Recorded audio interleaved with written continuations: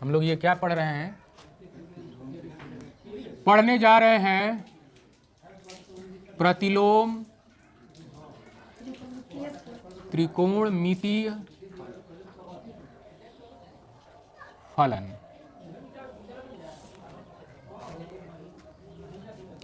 ठीक है, 11 क्लास में आपको फलन वगैरह पढ़ाया गया होगा। तो सबसे पहले आप ये देखो,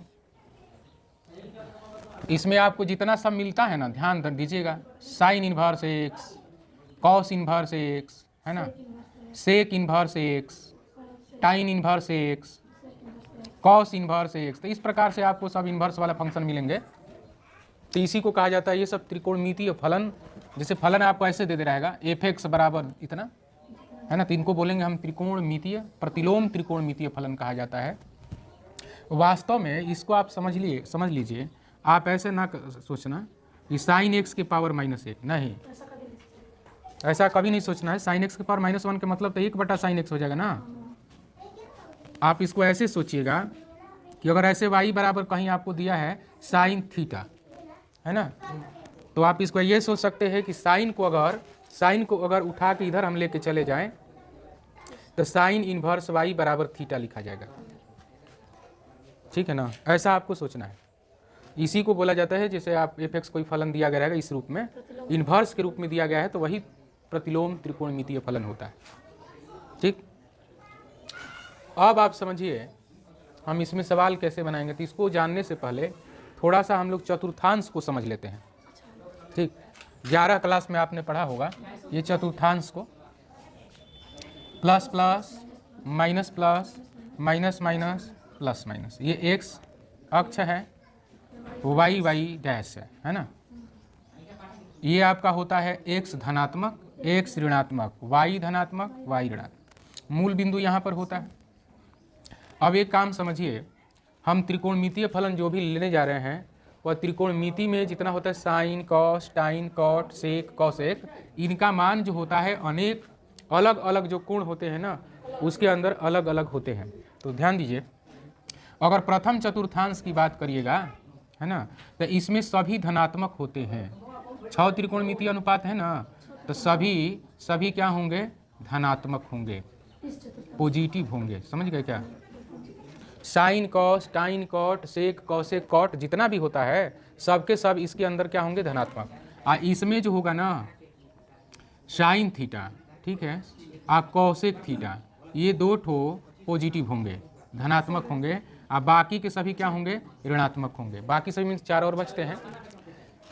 इसमें आप अगर चले आओगे ना तो टाइन थीटा और कॉट थीटा पॉजिटिव होते हैं, धनात्मक होते हैं। बाकी सब क्या होते हैं?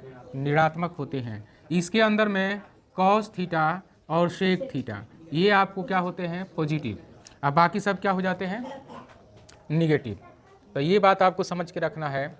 और बात समझें, ये आपका स्टार्टिंग पॉइंट होता है, ठीक है ना। उल्टा कौन किसका है? 10th क्लास में आप लोगों को पढ़ाया गया है, ठीक है ना। साइन का कॉसेक होता है। देखो उल्टा भी 2 प्रकार के होते हैं ना, तो हम त्रिकोणमिति में जो हम उल्टा प्रयोग करते हैं वो होता है गुणात्मक विलोम। तो साइन का गुणात्मक विलोम होता है कॉसेक थीटा, और टाइन का गुणात्मक विलोम होता है कॉट थीटा, और सेक का गुणात्मक विलोम होता है कॉस थीटा, ठीक है ना। वो का मतलब क्या है कि साइन थीटा बराबर होता है 1/कॉसेक थीटा, इसी को गुणात्मक विलोम कहा जाता है, ठीक है ना। उसीलिए मैं कहा कि आप 10th क्लास वाला जितना भी त्रिकोणमितीय सूत्र हैं उनको एक बार पढ़ के रिवीजन कर लीजिए। ये आपका स्टार्टिंग पॉइंट होता है, ठीक है ना, 0 डिग्री। अब यहाँ से ऐसे आप घूम के यहाँ पहुँचोगे, ये π/2 या 90 डिग्री। अब यहाँ से घूम के यहाँ पर अगर पहुँचेंगे तो पाई यानी 180 डिग्री। अब घूम कर यहाँ से आप इस पर अगर पहुँचेंगे तो ये होता है 270 डिग्री। जानते हो, जिसे 270 है ना, तो इसको रेडियन में बदलने के लिए π/180 से हम लोग गुणा कर देते हैं, तो नतीरी। तो ये आपको अगर लिखना पड़े तो ये लिखना 3π/2, ठीक है ना। और यहाँ से यहाँ पहुँचेंगे तो फिर ये कितना हो जाएगा? 360 डिग्री, अर्थात 2π, ठीक, 360 होगा ना। इसे एक गोल चक्कर लगा के आ जाओगे, फिर यहाँ से ऐसे घूमते रहिए, कोण बढ़ते रहेंगे। अब यहाँ पर बात रह गई कि हमने इधर से हम लोग इधर गए, एंटी क्लॉकवाइज डायरेक्शन, घड़ी की सुई जो चलती है ना उसके उल्टी दिशा ये है ना। घड़ी का ये है आपका साथ वाली दिशा, क्लॉकवाइज डायरेक्शन। तो अगर आप क्लॉकवाइज इधर की ओर बढ़ते हो निगेटिव में बढ़ोगे, इधर की ओर बढ़ते हो तो किस में बढ़ोगे, निगेटिव में बढ़ोगे। मतलब क्या, 0 डिग्री से आप कहाँ चल रहे हैं, π/2 की तरफ जा रहे हैं। 0 से π/2 की तरफ जा रहे हैं। ये π/2 की लाइन है माइनस की। अगर -π/2 की बात की जाए तब यहाँ से इधर जा रहे हैं, ठीक है। अगर इधर से ऐसे घूम के जाएंगे तो ऋणात्मक लिया जाता है, और ऐसे अगर लिया जाता है तो उसको पॉजिटिव लिया जाता है, ठीक है। इतनी बात आपको समझ में आ गई।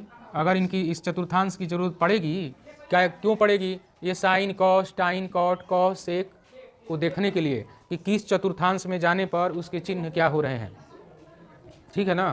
तो इतना बात आपको समझ में आ गई। चलो